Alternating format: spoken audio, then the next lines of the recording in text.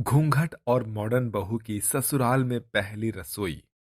दरवाजे पर खड़े होकर अपनी बहू का गृह प्रवेश करते हुए अमृता। आओ बहू, घर में आओ। तुम्हारा इस घर में स्वागत है। आज से तुम दोनों इस घर की बहू हो। अमृता के कहने पर उसकी दोनों बहुएं घर के अंदर आ जाती हैं। उन दोनों में से एक तो अच्छा खासा घूंघट करके रहती है, तो वहीं दूसरी के सर पर जरा भी पल्लू नहीं होता, जिसे देखकर अमृता अपनी बहू श्वेता से कहती है। बहू श्वेता, ये क्या, तुमने अपने सर पर पल्लू तक नहीं रखा। जरा अंजलि को देखो, उसने कितना बड़ा घूंघट रखा है। संस्कार अलग ही दिख रहे हैं। कौन से जमाने में जी रही हो माँ जी? अब कौन घूंघट वगैरह करता है? मैं तो नहीं करती, इसलिए मुझे ये घूंघट की प्रथा बिल्कुल भी पसंद नहीं। अरे भाग्यवान, बस करो। अब क्या यहीं पर बहू की सारी क्लास ले लोगी? अरे इन्हें इनके कमरों में आराम करने के लिए भेज दो। दुर्गेश के कहने पर अमृता अपनी दोनों बहुओं को उनके कमरे में भेज देती है। भेजने से पहले वो उनसे कहती है। देखो मेरी प्यारी बहू, अब आराम से अपने कमरों में जाओ और आराम करो, लेकिन कल समय से उठ जाना। कल तुम्हारी पहली रसोई की रस्म होनी है, जो बहुत जरूरी है। उसमें तुम्हें अपने हाथों का स्वादिष्ट खाना बनाना है। इसी के चलते सभी लोग तुम्हें नेक भी देंगे। पता नहीं क्या हो गया है, शादी हुई है या फिर बवाल हुआ है। जब देखो कोई ना कोई रस्में रह ही जाती है। अब हम आराम करने के लिए अपने कमरे में जा सकते हैं या नहीं जा सकते? माँ जी, ये भी बता दीजिए। श्वेता का ये तड़कता भड़कता जवाब अमृता को थोड़ा अजीब लगता है, लेकिन वो उन्हें जाने के लिए कह देती है। अगले दिन जब सवेरा होता है तो अमृता की संस्कारी घूंघट वाली बहू समय से उठ जाती है, तो वहीं श्वेता सोती रह जाती है। अंजलि बहू, तुम यहाँ इतने बड़े घूंघट में खाना कैसे बना रही हो? इसे थोड़ा ऊपर कर लो, ताकि तुम्हें इतनी परेशानी न उठानी पड़े। और वैसे तुम यहाँ अकेले ही बना रही हो। श्वेता बहू कहाँ है? माँ जी, श्वेता तो अभी तक आई ही नहीं है। हे भगवान, अभी तक श्वेता बहू सो रही है। उसे इतना भी नहीं पता कि आज पहली रसोई की रस्म है। जाओ अंजलि बहू, पहले उसे उठाकर यहाँ लेकर आओ। अमृता के कहने पर अंजलि श्वेता को उठाने के लिए उसके कमरे के बाहर दरवाजे पर खटखटाती है। श्वेता, उठी नहीं हो क्या अभी तक? जल्दी से उठ जाओ, माँ जी तुम्हें नीचे बुला रही हैं। वो बहुत ज्यादा गुस्से में है। अंजलि की बातें सुनते ही नींद से उठते हुए श्वेता चिल्लाकर कहती है। तुम्हारी हिम्मत कैसे हुई दरवाजे के बाहर आने की? मेरा जब मन करेगा तब मैं उठकर आऊंगी। मुझे किसी की बकवास नहीं सुननी। जाओ और मुझे सोने दो। ऐसा कहने के बाद श्वेता दोबारा से सो जाती है, जिसके बाद बेचारी अंजलि चुपचाप वापस से रसोई में आती है और अपनी पहली रसोई की रस्म को पूरा करने लगती है। उसका सारा खाना बनने के बाद श्वेता अपनी नींद से उठती है और फ्रेश होकर छोटे छोटे कपड़े पहन लेती है, जिसके बाद वो सभी के सामने आती है। हे प्रभु, हे जगन्नाथ, हे ईश्वर, हे परमेश्वर, ये सब क्या चल रहा है मेरे घर के अंदर? अरे बहू, तूने ये कैसे कपड़े पहने हैं, जरा देख तो सही। अगर किसी ने तुझे इतने छोटे कपड़ों में देख लिया तो हमारे घर की कितनी बदनामी होगी। तुझे हमारी इज्जत का जरा भी ख्याल नहीं है क्या? कौन से जमाने की बातें कर रही हो माँ जी? आजकल तो ये सब फैशन है, फैशन। और मैंने इतने छोटे कपड़े भी नहीं पहने। ये वन पीस ही तो पहना है, और ऊपर से मेरा वन पीस घुटने तक है। बहू, तू तो कुछ ज्यादा ही मॉडल निकली। अरे इतने छोटे कपड़े पहनना अपने ससुराल में, वो भी पहले दिन पर ही, ये ठीक थोड़े है।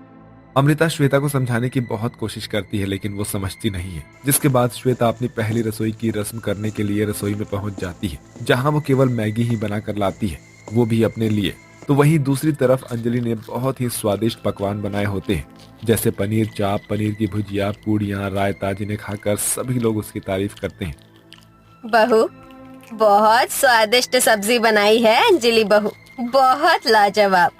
तुम्हारे हाथों में तो जादू है अंजलि बहू, बहुत स्वादिष्ट लग रहा है ये खाना। अरे माँ, आपकी बहू घूंघट तो बहुत बड़ा करती है, लेकिन इसी के चलते सारे काम भी बहुत अच्छे से करती है। सभी लोग अंजलि को नेक देते हैं, जिसके चलते श्वेता को बहुत बुरा लगता है और उसे गुस्सा भी आता है, जिसके चलते वो अपने मन ही मन सोचती है। अच्छा, ऐसी बात है। ये लोग मेरी तारीफ करने की बजाय इस पुराने जमाने के घूंघट वाली बहू की तारीफ कर रहे हैं। मेरी जेठानी ने इतना भी अच्छा कोई खाना नहीं बनाया जितनी इसको तारीफ मिली है। अब देखती हूँ कल से सब लोग इसकी तारीफ कैसे करेंगे।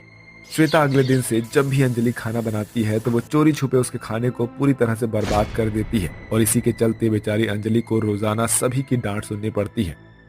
बहू, एक तो तुम इतना बड़ा घूंघट करके खाना बनाती हो, ऊपर से खाने में कभी नमक ज्यादा तो कभी मिर्ची ज्यादा। इस तरह कैसे चलेगा? मुझसे इतना नमक वाला खाना नहीं खाया जाएगा। मैं तो यहाँ से जा रहा हूँ, मैं बाहर खाना खा लूंगा। देखा माँ जी, आपकी संस्कारी घूंघट वाली बहू इतना लंबा घूंघट करती है कि उसको इतना ही पता नहीं चलता कि कितना नमक डालना है और कितनी मिर्ची। ऐसा कैसे हो सकता है माँ जी? मुझे समझ नहीं आ रहा। मैं तो रोजाना सही हिसाब से नमक डालती हूँ और फिर खाना बनने के बाद एक बार चेक भी करती हूँ कि नमक और मिर्ची ज्यादा तो नहीं हुआ। चेक करने के समय तो सब कुछ बराबर होता है, बाद में कैसे ज्यादा कम हो जाता है समझ नहीं आता। बहू रहने दे, हमने तो बस तेरे हाथों का खाना एक ही दिन अच्छे से खाया, उसके बाद तो तूने खाने का नाश ही पीटा है। सबकी ऐसी बातें सुनकर बेचारी अंजलि को बहुत बुरा लगता है। तभी श्वेता कहती है, अरे माँ जी, आप इन्हें छोड़ो, मैं आपको अपने हाथों का खाना बनाकर खिलाऊंगी। माँ जी, मैं कोशिश करूंगी कि इस बार मैं आपको अच्छा खाना बनाकर खिला सकूं। ठीक है, फिर इस बार कंपटीशन ही हो जाए कि कौन अच्छा खाना बनाता है, मॉडर्न बहू या फिर घूंघट वाली बहू। रात को खाना दोनों बहू मिलकर बनाने लगती है। अंजलि अपने हिसाब से खाना बनाती है तो श्वेता अपने हिसाब से बनाती है, लेकिन श्वेता अपने खाने से ज्यादा अंजलि के खाने को बिगाड़ने पर लगी रहती है। जैसे ही वो यहाँ वहाँ होती है तो उसके खाने में मिर्ची ज्यादा कर देती है तो कभी नमक। ऐसे ही दोनों बहू पूरा खाना बनाने के बाद टेबल पर लगा देती है। जैसे ही घर के सभी लोग श्वेता का खाना खाते हैं तो सभी बुरा समूह बना लेते हैं। हाय हाय हाय, ये क्या बनाया है तूने श्वेता बहू? इतना बकवास खाना तो कभी मैंने जिंदगी में नहीं खाया होगा। कोई बात नहीं माँ जी, आप मेरे हाथों का बना हुआ खाना खाकर देखिए कैसा बना है। अंजलि के कहने पर सभी लोग उसके हाथों का बना हुआ खाना खाते हैं, जो कि सबको बहुत ज्यादा स्वादिष्ट लगता है और वो सभी उसकी तारीफ करने लगते हैं। अरे वाह बहू, ये हुई ना बात। अब लग रहा है कि तूने खाना बहुत अच्छे से बनाया है, बिल्कुल पहले दिन वाला स्वाद। लेकिन श्वेता ने तो पूरा खाना बिगाड़ कर ही रख दिया। सही कहा माँ जी, अगर मेरा खाना बिगाड़ने से ज्यादा अपना खाना बनाने में ध्यान दिया होता तो शायद ऐसा नहीं होता। जेठानी जी, समझ तो मुझे भी नहीं आ रहा। खाना बनाते बनाते मैंने तुम्हारा सारा खाना खराब कर दिया था। इतनी सारी नमक और मिर्ची डाली थी, फिर भी आपका खाना इतना स्वादिष्ट कैसे बना? श्वेता अपने मुंह से ही अपने किए धरे के बारे में सबको बता देती है, जिसके बाद अंजलि अपनी सास और घर के सभी मेंबर्स को सब कुछ सच सच बताती है। अगर तुमने मेहनत करके अपने खाने पर ध्यान दिया होता तो ये खाना भी स्वादिष्ट बना होता, लेकिन तुमने हर बार मेरा खाना बर्बाद किया और मुझे डांट खिलाई। ये तुमने अच्छा नहीं किया। मुझे तो यकीन नहीं होता बहू कि तुम ऐसा कर सकती हो। अरे, दूसरों को देखने से अच्छा है कि अपनी क्वालिटी पर ध्यान दो। सच्चाई सामने आने पर श्वेता को अपनी गलती का एहसास होता है और वो सभी से माफी मांगती है। आपने सही कहा, मुझे ऐसा नहीं करना चाहिए था। मुझसे गलती हो गई, आइंदा मैं ऐसा नहीं करूंगी। मुझे माफ कर दीजिए और जेठानी जी, आप भी मुझे माफ कर दीजिए। सभी लोग उसे माफ कर देते हैं, जिसके बाद अमृता दोनों बहुओं को एक साधारण बहू की तरह बनाती है। घूंघट वाली बहू को आज के जमाने के तौर तरीके सिखाती है तो वहीं मॉडर्न बहू को संस्कृति में रहना सिखाती है, जिसके बाद उसकी दोनों बहुएं सुधर जाती हैं और दोनों एक ही घर में खुशी खुशी रहने लगती हैं। अरे वाह, ऑनलाइन ये वेस्टर्न ड्रेस तो मुझे बहुत अच्छी लग रही है, इसे ऑर्डर कर देती हूँ। वैसे मेरी क्या ठाट बाट है, यहाँ पर आने के बाद अमीर ससुराल के यही तो फायदे हैं। अरे अमीर से याद आया, मेरी बहन तो गरीब ससुराल में गई थी, जरा उसका हालचाल ले लेती हूँ। शेफाली अपनी गरीब बहन सोनाली को कॉल करती है। अरे बहन, कैसी है तू? अरे बहन, तू एक मिनट। ओहो, इतनी खांस क्यों रही है? अरे मैं खाना बना रही थी ना, तो चूल्हे का धुआं चुभ रहा है बहुत देर से। गरीब ससुराल में आई है तो अब ये सारी परेशानी तो तुझे झेलनी ही पड़ेगी। भगवान का शुक्र है कि मैं अमीर ससुराल में आई हूँ, यहाँ तो किचन में चिमनी लगी हुई है, धुआं तो एक सेकंड के लिए भी नहीं होता है यहाँ पर। अच्छी बात है शेफाली, हम दोनों बहनों में से किसी एक की किस्मत तो चमकी। अच्छा वो क्या है ना, रामू काका मेरे लिए कॉफ़ी ले आए हैं। तुझे तो अपने गरीब ससुराल में कॉफ़ी भी नसीब नहीं होगी, वही पानी वाली चाय बन जाती होगी अदरक डालकर। हाँ बहन, जो है जैसा है वैसा ही रहना पड़ेगा। चल ठीक है, माँ जी मुझे बुला रही हैं। इतने में कॉल कट हो जाता है। तभी अमीर बहन की सास सुमित्रा आती है। अरे बहू, क्या सोफे पर आराम फरमा रही है, जरा दो बात मुझसे भी कर ले। छठ पूजा आने वाली है तो तुझे उसकी तैयारी करनी है और व्रत भी रखना है, और ये बहुत जरूरी होता है। क्या मुझे छठ पूजा करनी पड़ेगी? वो कितना अजीब है माँ जी, नाक से लेकर सर तक सिंदूर लगाना पड़ता है, मुझे नहीं आता कुछ भी करना। बहू क्यों, तुम्हारी माँ भी तो छठ पूजा मनाती है, तो उन्होंने तुम्हें सिखाया नहीं है क्या? नहीं माँ जी, ऐसी कोई बात नहीं है, माँ ने तो बताया था, पर मैंने पूजा पाठ में कोई इंटरेस्ट नहीं दिखाया है, मुझे कोई नॉलेज नहीं है, आप ही बता दीजिए। काश माँ जी भी बातें बता रही तो मैंने ध्यान दिया होता, पर जब मुझे फैशन का चस्का चढ़ गया था। सजना है मुझे सजना के लिए, सजना है मुझे। ओ सजना की सजनी, सजली तो सुन ले मेरी बात, वरना बना दूंगी तुझे गजनी। क्या हो गया मम्मा, आप क्यों मुझे बुला रही हो? दिख रहा है ना मैं मेकअप कर रही हूँ, मेकअप का कोर्स वेस्ट नहीं होने दूंगी अपना। गलती करती तुझे मेकअप का कोर्स करवाकर, अब तू शीशे के आगे ही बैठ जाती है, शीशा भी तो नहीं टूटता तेरी बोरिंग सी शक्ल देखकर। छठ पूजा है कल, छठ पूजा की तैयारी कर रही हूं मैं, तुम दोनों को समझाऊंगी इसके बारे में। सोनाली आ गई है, तू भी आ जा।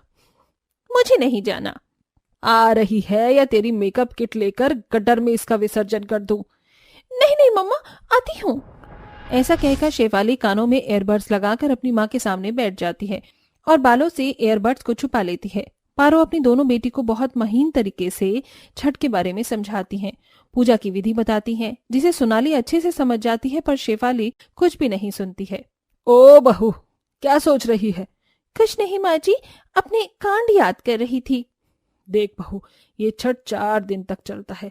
पहले दिन नहाए खाए, दूसरे दिन खरना की विधि, तीसरे दिन डूबते सूर्य को अर्घ्य दिया जाता है और आखिरी दिन उगते हुए सूरज का अर्घ्य दिया जाता है। कठिन व्रत रखना होता है, पानी में खड़ा रहना पड़ता है और सब चीज नियम से करनी पड़ती है। बाकी तू इंटरनेट पर सर्च कर ले। ओके माँ जी। फिर शेफाली इंटरनेट पर सर्च करके कहती है, ओहो क्या है ये, कुछ भी समझ नहीं आ रहा, और इंटरनेट पर भी 10 तरह के अजीब से प्रसाद बनाने पड़ेंगे मुझे, वो भी चूल्हे पर। नहीं नहीं, बाहर बने हुए आते होंगे, मैं वही परचेज कर लूंगी। फिलहाल तो मैं अपने लिए नए कपड़े और ज्वेलरी लेकर आ जाती हूँ।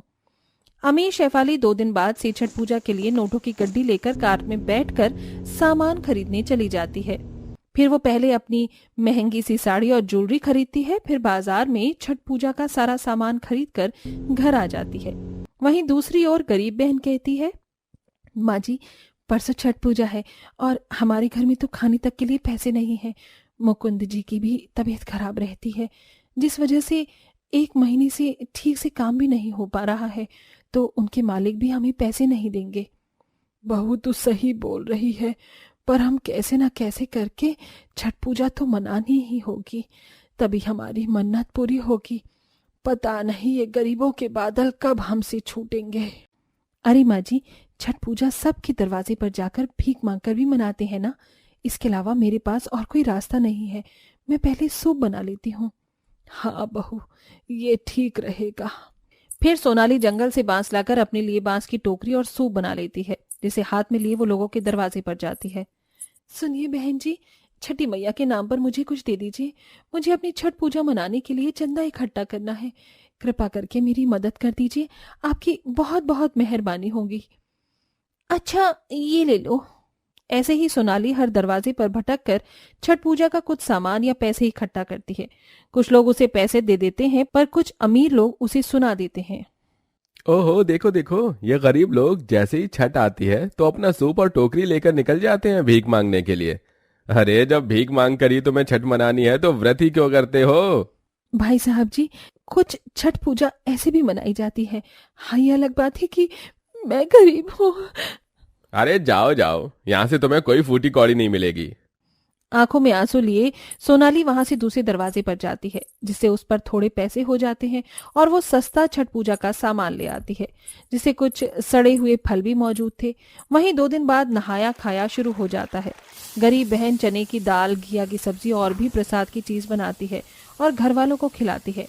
वहीं शेफाली को ये सब खाने में पसंद नहीं था, तो वो पनीर की सब्जी बना लेती है और खरने के दिन खीर पूरी रोटी की जगह अपना पसंदीदा खाना बनाती है और प्रसाद बनाने की जगह ठीक हुआ मिठाई आदि रेडीमेड दुकान से ले आती है। अरे वाह, ये सही है, इसे खाकर मैं व्रत शुरू कर लेती हूँ और चिकन भी खा लेती हूँ। बहुत मन कर रहा है। हे छठी मैया, मुझे संतान प्राप्ति का आशीर्वाद दीजिए। आज का मेकअप मैंने बहुत सुंदर किया है, just looking like a wow. Shefali chicken खाकर कुल्ला कर लेती है, फिर व्रत शुरू करती है। वहीं दूसरी ओर सोनाली चूल्हे पर ठीक हुआ अलग अलग प्रकार के प्रसाद और पकवान बनाकर तैयार कर लेती है। फिर अगली शाम डूबते हुए सूर्य को अर्घ्य देती है और फल की टोकरी घर ले आती है। शेफाली भी जैसे तैसे डूबते सूरज को अर्घ्य देकर घर चली आती है। अगली सुबह सोनाली सूर्य को दूध से अर्घ्य देने के लिए तालाब में उतरती है। शीतली बेरैया शीतल दूजे पनिया, सब देव देवता तू आके दे दरसनिया। जोड़े जोड़े फलवा आदित्य देव घटवा पे, तीवरी चढ़ाले हो, जय हो छठी मैया। मेरी मनोकामना पूरी कीजिए, मेरे घर की गरीबी को खत्म कर दीजिए। अब ये गरीबी नहीं सही जाती। वहीं दूसरी ओर शेफाली अर्घ्य देकर तालाब से बाहर आती है तो सोनाली को देख लेती है। अरे, तू भी छठ पूजा मनाने के लिए इसी घाट पर आई है? ये क्या इतनी फटी हुई साड़ी पहनी है? कम से कम आज के दिन तो कुछ अच्छा सा पहन लेती। कहीं तेरी शक्ल सूरत देखकर छठी मैया तेरी मन्नत पूरी करने से इनकार न कर दे। देख, मेरे सोने का सूप, छठी मैया ने मुझे तो सब दिया है। छठी मैया श्रद्धा से प्रसन्न होती है, किसी के गरीब कपड़े देखकर नहीं। अगर छठी मैया ने मेरी मनोकामना पूरी कर दी तो भी मैं एक दिन तेरी तरह ऐसे कपड़े पहनूंगी। जय हो छठी मैया। सोनाली ठंडे पानी में डुबकी मारकर जाने वाली होती है कि छठी मैया दोनों बहनों को दर्शन देती हैं। पुत्री सोनाली, तुमने इतने कष्ट उठाकर भी बड़े प्रेम से मेरे लिए इस व्रत को पूरा किया है। दर दर भटकी हो, इसीलिए मेरा आशीर्वाद है कि अब तुम्हारे जीवन में कभी गरीबी की छाया तुम पर नहीं पड़ेगी। और मेरे लिए जो तुमने स्वादिष्ट पकवान बनाए हैं वो मुझे अत्यंत भाए। शेफाली, तुमने पूजा का मजाक बनाकर रख दिया और इन नियमों का तुमने अनादर किया है। पकवान भी नहीं बनाए, इसीलिए मैं तुम्हारी सारी धन संपत्ति तुमसे वापस ले रही हूँ। इसी का अहंकार है ना तुम्हें? नहीं नहीं छठी मैया, मुझे क्षमा कर दो, मेरी नादानी को क्षमा करो।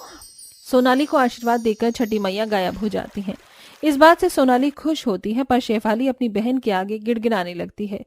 सोनाली, तू ही मेरी मदद कर, छठी मैया मुझसे रुष्ट हो गई है, तो मुझे अच्छे से विधि बताएगी ना? हाँ बहन, जरूर। शेफाली को गलती का एहसास होता है। उसके पश्चात शेफाली की सारी संपत्ति उससे छिन जाती है। फिर अगले साल वो अपनी बहन की मदद से पूरी विधि के साथ छठ पूजा करती है, जिससे उसे संपत्ति और संतान की प्राप्ति होती है। और उसके बाद वो छठी मैया में विश्वास करके पूजा करने लग जाती है और हर साल ऐसे ही छठी मैया की पूजा पूरे विधि विधान से करती है।